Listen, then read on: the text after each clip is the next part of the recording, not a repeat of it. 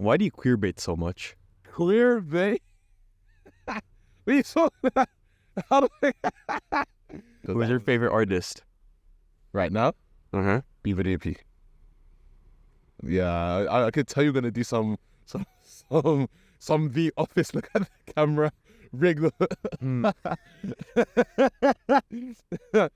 Wait, so liking BVDP is queer? What? Because I feel like, yeah. Because her fans are all Asian teenagers. I would not say I'm a queerbaiter. I say I like what I like, and social constructs make certain things more gay than other things.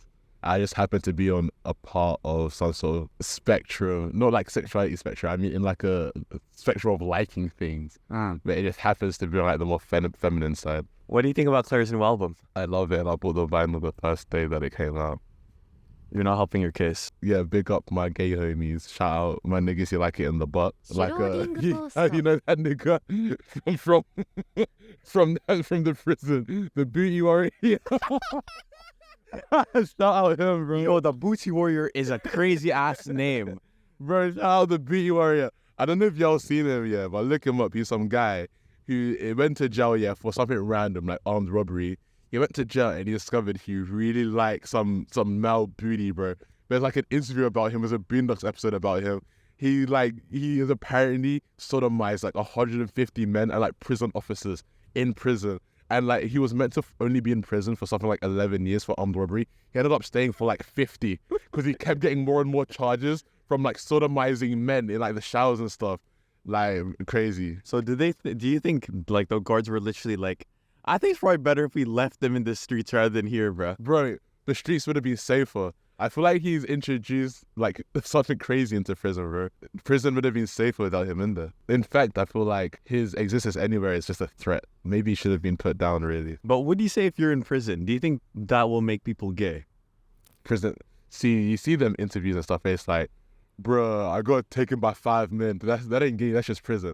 Like, you seen the Atlanta episode with that guy who, like episode 1, and then everybody's like in prison, like it's in jail, and some guys with a trans woman, and then they're calling him gay, and then another member was like, oh, but you took ass in prison, but then he's like, that ain't gay, that's just prison. Like, it makes you wonder, are these guys just latent homosexuals who like decide to come into their own in prison because it's acceptable? If that's the case, prison is low-key more progressive than society, because if they don't feel safe being gay in public, but they feel safe being gay in prison, that says something about public, man. And it's the same guys who are being gay in prison who are being homophobic in real life. So what's actually going on there? It's like a little catch-22. Nah, but I feel like that's the only option you got, though. I'm guessing not every prison is like an HMP Wandsworth, where like any prison guard would be just giving it out. Shout out HMP Wandsworth, bro. Shout out to that video. I'm trying to get in prison for some of that swinger punani. But in any case, I'd say that... Wait, what was the question? But damn, bro, yapped so much he got lost in his own words. I got lost in the sauce. You got lost in the labyrinth of your weavings, bro. I got lost in the sauce, man. Let's say you're sentenced for like 20 years in prison. I don't know what you did. Do you think after like 15 years, I'd feel like you'd be a bit tempted? A bit tempted to like have some asshole. Yeah.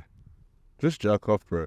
I mean, shit, I was a virgin till I was like 19, and I never fucked no dudes. But I've never had hoes. I get no hoes. I don't get pussy. Like, I wish I could, but I think they all think I'm gay because of what you said, innit? I like Clairo and I like dressing nice, so I think they just always assume I'm like a gay individual, so they don't try to fuck with me.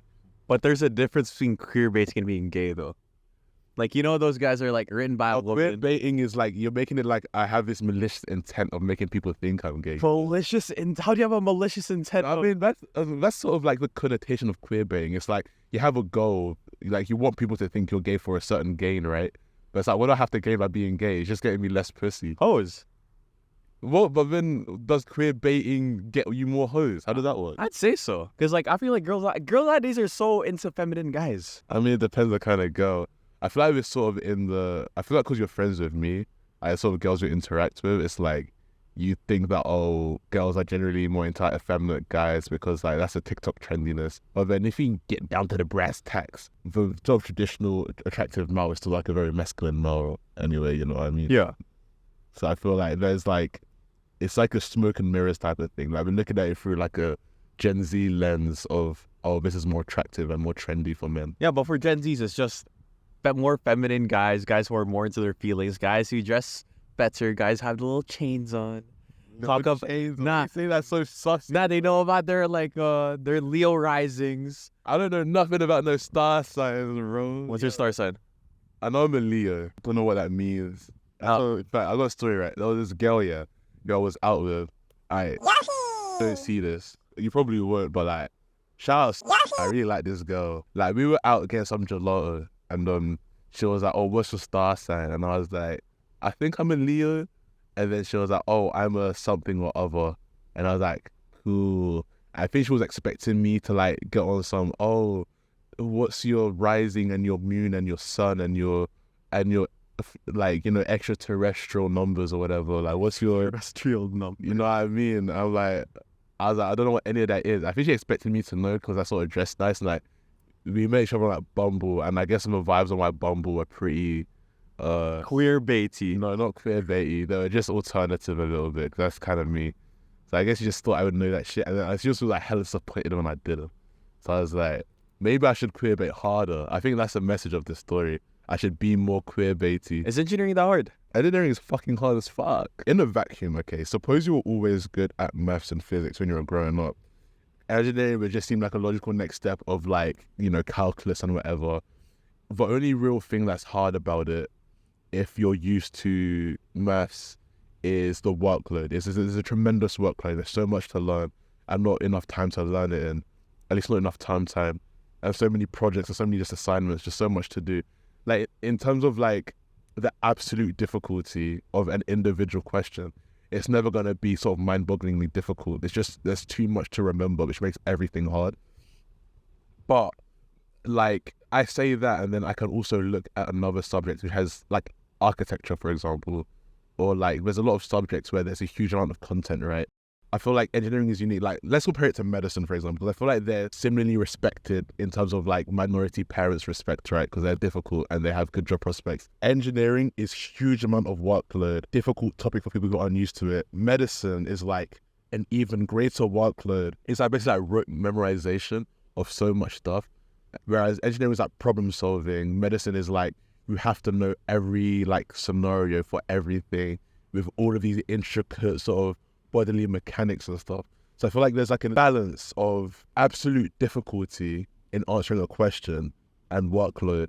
And engineering has a unique balance of difficulty and workload, whether other subjects which are considered difficult are just difficult because of workload. You know what I mean? Yeah, I get you. So that's why I feel like engineering has a unique difficulty to it, where only people who are sort of good at maths can really succeed at it. Whereas other difficult subjects, you just need a good work ethic. Which is what I think about engineering difficulty. What would you say is like a concept in engineering that would like destroy a little layman's mind? Entropy! I mean, let's explain entropy, right? You know when you have a glass of water and you fill it up, and then you come back to that glass of water after like 4 days, and you're like, there's a little bit less water, and some has like evaporated. You can see like condensation on the glass, and you're like, what happened to this water? It's been at a room temperature for ages. Yeah. But there's like condensation going on, and like a little bit has gone down. Like, what happened? Basically, all data on Earth, like we consider everything information, right? Like all things are embodied by a system of values. Like everything, like atoms, they can all be described by a finite set of numbers and probabilities, and all like this whole set of information that goes into the existence of a particle, and by de facto, the existence of the world and the universe is all just information, right? Information has a natural tendency to dissipate. Because of that, anything that exists eventually has a tendency to move away from another thing that exists into sort of a universal equilibrium. So that's why when we say, I might be waffling, but that's why we say like, well, most likely, well, one of the like likely reasons for the universe to end is heat death, where we reach a state of maximum entropy, where information has dissipated so much that nothing can exist anymore. There can be nothing holding the Earth together, no gravity, nothing holding particles together, because entropy has reached a maximum state where there's just an equal amount of particles at equal density around the universe. And that in itself is like it's a kind of existential topic, right? And physics students sort of study it in that sort of existential sense, but engineering students have to take this really sort of, you know, arbitrary topic, this sort of like really like you know what I mean, topic, and then attribute it to real life scenarios, attribute it to real life problems, real life problem solving, where you can never even imagine something like entropy would be important. And that was what makes it like so mind-boggling and so difficult to comprehend. It lacks any intuition, and you just assume that it would, but it doesn't. So how would you apply entropy to making an aircraft? Thermodynamics. Explain it to me like I'm a 5-year-old. Airplane fly because lift and thrust. To make thrust, you need heat. Heat is hot. Heat, fire hot, yeah. Yeah, and when you have very hot systems, you have lots of energy. When you have lots of energy, you have lots of entropy. Or like a lot of entropic reactions and equations are necessary. So you have to do lots of equations to account for engines which have high heat and entropy changes at different stages. It's very ironic that I'm the main guy hosting all this. Yeah. I'm very bad with social interaction. In what way? Like social cues? I feel like there's so many facets to that. Yeah, now I'm like, now what? Like in a conversation. How do I segue this into something else now? I'll wrap myself up in about entropy now. Now what? But it's too deep into engineering. I feel like it's partly my fault for waffling about it. Nah, I was listening. Yeah, valid. I mean, thank you. I do feel appreciated by you listening to me. But I don't know, that is interesting. Do you feel like, oh, there's somebody paddling behind us? That's really cool. Do you feel that because you like struggle sometimes in sort of casual conversation that you're drawn to interviewing people? Not really. Well, what makes you want to interview people? Boredom. But then boredom can make you want to do loads of things, like play League of Legends and jerk off. Like, what is it about interviewing people specifically? I don't know. Everybody has their cute little nuances and stuff. Cute little. Fair. It's like yesterday, I talked to Sion, utter Jim Cell himself. He said about wacky stuff. I'm like, oh, fair enough. Now I'm talking to you and your little cute little entropies and queerbaiting. You always come back to this. Anyway, yeah, everybody has their cute little tendencies and cute little aspects in their character that I don't know. It's quite cute to document. It's quite fun. It's like a little Pokemon thing. A little Pokemon thing.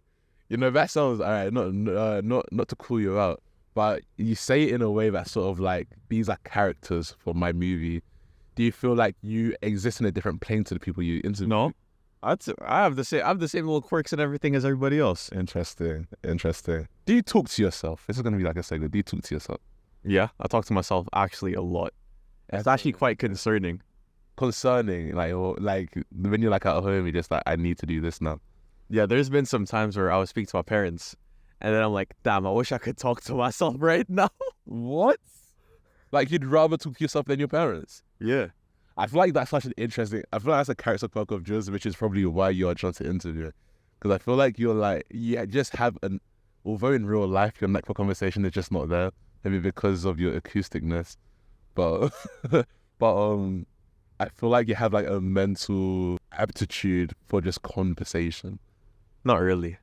I just really like talking to myself, I can't lie. Yeah, but then what is talking? It's like talking to yourself is conversation, right? Do you maybe you're fucking insane. Maybe you have like a split personality disorder. It's like another version of yourself. No, I'm literally just monologuing. It's like borderline schizophrenic. When you monologue, do you think someone's listening? Like in your head, are you listening to yourself? Yeah, I listen to myself. It's like a little soliloquy I'm having. Yeah, but then is the person talking the same person listening? Or is part of you talking and another part of you listening? I don't know. That's interesting. Because I used to be, back in first year, I went real insane, right? Because I was stuck inside all the time. Like, it was so sad I was like banging my head on the walls and shit and I'd be screaming into the night. Like, it was actually that bad. And I definitely think I'm a little bit schizophrenic. Because I definitely had two sides of me. Like, people know me as like Primero, right? Or Daniel. I'd actually separate those personas in my head. I've been like Daniel. So like, my name is like Daniel Primero. And then I'd get like Daniel and then he starts talking to Primero. And then we start like saying shit to each other. And I'd have to like control my thoughts. Like, you know when you're in church and like you're praying and then your brain goes like, fuck you, God. And then you're like, no, I didn't mean that. I'm sorry, God. Like my brain would be like that. But like part of me would like start saying like wildest shit. Like like some really like fuck ass bullshit. And then like another part of me would be like, No, like, why are you saying this? Nah, that's just intrusive thoughts, though. No, but then I'd separate and then they'd have conversations. Like, you'd have like the devil side and like the angel side of my head where they'd be like, well, I want to say this because because I'm like this and this is me. And then like the Primero side would be like, no, you shouldn't. Like, you know what we've been through. And like, I'll tell you what, this actually happened one time, yeah. This deadass happened in like a split second, right? I was on Discord with like the homies. And then like, No conversation starts well with I was on Discord with the homies. and then you're like sort of talking about girls and stuff. And then I was like, damn, this girl's like a baddie. And then my other part of my brain was like, nah, she's not. And then like I was reasoning with like Daniel and Primero were arguing with each other, like trying to like figure out whether this girl's like a baddie or not. And then nobody won. Like, it's crazy, you know what I mean? Even nobody won. Like, they couldn't come to a conclusion. And then I think to myself, who is the they that couldn't come to a conclusion? Is the Daniel me? Is the Primero me? Are they both me? Like, is the part that didn't come to the conclusion my true self? Because it's a combination of the argument between Daniel and Primero. You know? So who am I speaking to right now then? Daniel or Primero right now? I'm not actually here. You're speaking to I'm actually very scared if you actually become schizophrenic. Because I feel like I have the brain power to actually make a bomb. Bro, I'd love to make a bomb. Alright, question for you. What price would you put on bombing people? In the sense that suppose you like graduated engineering and then you got like recruited by Lockheed Martin and then they were like, here's a certain amount of money. We want you to solo design this bomb which will 100% use to be used like bomb some children in like Afghanistan. And then they tell you like, okay, this bomb that you will single-handedly create is going to kill like 15 people. And we don't know if they're going to be like 7 of them will be children or all of them are Taliban or like all of them are kids. So this is the random... It's like a random slider, like a random number generator. 15 people will die. Some of them will be children. But you don't know the demographic. You don't know the demographic. What price, how much would they have to pay you to make that bomb? I'd say 500k. 500k. Actually, 100k. 100k. Yeah. Why not like 50k? I don't know. 50k is like a regular salary nowadays, though. That's true. Like 100 is like, that's like twice, which is cool. And it's So like, you're saying the life of 15 people, maybe 15 innocent people, is worth double the average salary. the thing is, it's my job at that point, though. Yeah, okay, job schmob. What the hell does that have to do with anything? Like, is it your job? Like, if someone paid you to like just start shanking kids on the street, like, because it's your job, does it make it okay? I don't know. The way somebody else will do it. That's how I see it. Say if it's not you, someone else will. Yeah. So if they would said, okay, you're the only one qualified enough to do this. If you don't do this, it's not happening. What was my regular salary before that? You were not. You were earning 37k. Oh, okay. And they said, you're the guy for this job. Without you, Nah, I can't. you can't do it. Nah. Why would I? No amount of money would I would. But bear in mind, it's not, the risk isn't only like the kids that you're gonna kill. It could potentially also be like dangerous terrorists that you're killing. Could be 15 of them. Could be like 7 of them. Yeah. It's not my fault. It's not my problem. Somebody else would have to burden that pain. Because imagine you go on TV and see, oh, by the way, you bombed the kids' hospital. Ah, shucks. Nah, peace of mind beats everything.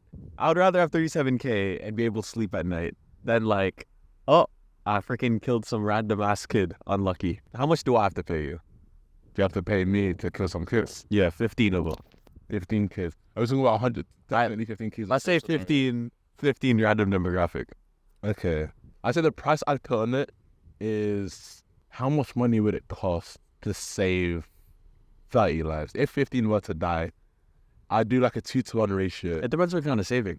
Yeah, that's the question. So it's like, for example, I could give that example like, oh, you go to really deprived areas in like remote countries. It wouldn't cost much to give 30 children a life there. You know what I mean? What's a life though? A life is It's like a free bucket of spam or something. I mean, an education, a livelihood, like a home, shelter, like clean food, everything, like the ability to like live like a comfortable life. I feel like the cost of doing that for a single person in like an impoverished country is very, very low. So I say like, pay me 100 grand. Nah, That's cap. Pay me $1 million. I'll kill 50 children, and then I'll save 1,500. If you were to make a charity, Go. what would it consist of? Who would I give to? Yeah, who would you give the money to? See, now this is an interesting question because it's linked to this other thought I have about the whole Ukraine situation, right? Where it's Sorry, yeah. it's like in Gaza you have a huge like sort of social media push for like ending this problem in Gaza. You have like everybody talking about like all these Western people talking about, oh man, all these kids are dying in Gaza. Oh man, all these impoverished kids who like were living normal lives and now the hospitals are being bombed and stuff. And like, you're a cunt if you don't care. You're like a motherfucking like morally bankrupt individual if you don't give a fuck about these kids. And then I'm thinking like, what is it about these kids in Gaza which have people so riled up when there are countless other countries around the world going through like civil wars, all sorts of torment, and you know, nobody gives a fuck about them and you expect me to give a fuck about these kids in Gaza. For example, my home country, Cameroon, we're going through a massive like civil war between like the Anglophone and the Francophone speaking population. Majority of these victims are like kids and stuff, like being like radicalized and like families, like villages being absolutely brutalized by like stray militants and stuff. And then like I see the images coming out of that, you know, pregnant mothers covered in blood, holding like their children, you know, running out of homes while like members of their family are being like murdered and scalped. And then I'm like, I look at these images of my home country and I think, this is so awful and nobody really gives a fuck. And I'm like, what's the difference between these people suffering and the people suffering in Gaza? And I'm like, why am I seeing all this sort of virtual signaling for Gaza when there's 50 other countries where so many people are going through just as horrid circumstances? Like, what's special about Gaza? Which makes me like, I don't want to say indifferent, but it makes me almost unempathetic because it feels like there's this unjustified sympathy there. Where's the sympathy for my country? I'd love to know, like, where is it? Like, show it to me. Like, what's so special about these kids? Like, these are all children dying. What makes it, like, what is it about them which suddenly means you have the right to call me unjust for not sending money to Gaza when I send money to Cameroonian, like, aid? Like, why does that suddenly make me a worse person? I feel like Cameroon is one of the most underrated countries in Africa. Cameroon's dead, bro. Cameroon's mid. What's nice about Cameroon? Samuel Eto'o. Wagwan for Samuel Eto'o. It ain't really got much going for us. The problem is with Cameroon and a lot of West African countries is like corruption and stuff, right? So like, it's hard to be like, oh, we're underrated. Like, what can we be rated for? Who'd you ever kiss a boy? Would I ever kiss a boy? Yeah. I would kiss a boy. You'd kiss a boy? Yeah. Just for vibes? Yeah. What if you kiss right now? If you kiss right now? Yeah. I don't know. It's like, you gotta be in a specific mood. You need to be in a boy kissing mood. You're gay, bro. What the fuck? Yeah, to me like... No, you're gonna be in a boy kissing mood. Nah, but like... That's crazy. Nah, I remember there was one time I was in the... Like, this is no homo. Yeah. I was in the chicken shop. Wrong. And then I remember I saw my man. I was like, my man has some smooth ass skin and some nice ass eyes. Who's my man? Some random ass guy. I was like, damn. And you didn't want to kiss him? Yeah, I was like, damn, that guy's quite cute. And you'd kiss him? Nah, I won't kiss him. I was like, damn. Like, you don't get allured by somebody so good looking. It's like, not in a gay way, but in a very platonic and heterosexual type of vibe. I do not know. What's like a list of, like you say that's your favorite movie. Yeah. It gives off sus. There's a new film that came out called I Saw the TV Glow. Don't know if you've heard. Oh, that's the one Alex G made a song like. Yeah. Alex G made the soundtrack for that film, and it's really about the self-discovery, but in a very existential sense. Like when you hide from your true self, it's very much like a trans analogy with like the imagery where it's like, what does it take for someone to be truthful about their self? How difficult it is for someone to come out as like trans in like a world that really just doesn't want them to, out of fear of judgment and stuff. But that's a beautiful film, and for it to be your favorite film, it means, in my opinion, it might mean that you have to relate to it a little bit. And to relate to a film like that, I feel like you have to be a little bit Cool. I wouldn't say I have to relate to a film to like for like, your love it. favorite. But I feel like you have to be able to see yourself in it at least a little bit. Like when I see films that I love, like La La Land or like Interstellar and stuff, it's like La La Land, I love it because it's romance, it's beautiful, and I want to see myself in that sort of like shoe, you know. And you can see yourself in the heartbreak. You can see mirrors of the people that you know in it, and like even like crazy sci-fi films that people love, they can see themselves in like the bravery and like the action and the thrill of it. Yeah. And in a film like that, where it's like super, in a film like I Saw the TV Globe, where it's super introspective and analytic, to see yourself in it means you see yourself in the emotions of it, of like not being who you think you should be and stuff. And if you relate to it to the point of it being your favorite film, you might be hiding a little something inside. But you don't need to relate to a movie though. You have to be like, oh, this is a very good character progression. But then enjoying a film for its objective goodness, I don't feel like is enough to make a film someone's favorite. Because I feel like people's favorite films are never the films they think are the best films. It's a film they like the most. Yeah. Oh no, I'd say I have a new favorite movie now. It used to be Kimi no Nawa. Yeah. Now it's Waves. But then I feel like you can see yourself in Waves. I don't see myself killing my girlfriend. You don't see, of course you don't see yourself killing your girlfriend. In Interstellar, I don't see myself flying to like the black hole and then going to the fourth dimension and traveling back in time. But you can see yourself in like the part of the character, like the jealousy, the rage, the shame, the embarrassment, the regret, the guilt. You can see all of those emotions in yourself, even if you can't see yourself in the actions. Yeah. Nah, I like it because soundtrack good. What would you say your favorite movie is? You're gonna say I'm queerbaiting again. I want to say La La Land, just because I love the story, I love the emotions, and I love jazz. And it is shot very nicely though, La La Land. It has some beautiful cinematography. And I would say that it's like the only film where people sing where I don't want to like shoot myself instantly. Like I can't, like when I see a film and like people break out in song and it's like one of them semi-musicals, I either turn it off or, you know, I reach for like a knife and I put it out my throat. Actually, Aladdin bangs. I don't actually think Aladdin bangs. You know why I said Aladdin bangs? Why? I was on a date with a girl and she liked some films that I liked, and then she said one of her favorite films is Aladdin. So I told myself I'm going to start saying that I like Aladdin because maybe that'll give me something. But I don't actually like it. It was kind of mid. Shake your dress, shake your dress. I want to hang the nice blonde redhead. I want to hang the nice blonde redhead. What? Rah, baka. Shake your dress, shake your dress, shake your dress. Yeah.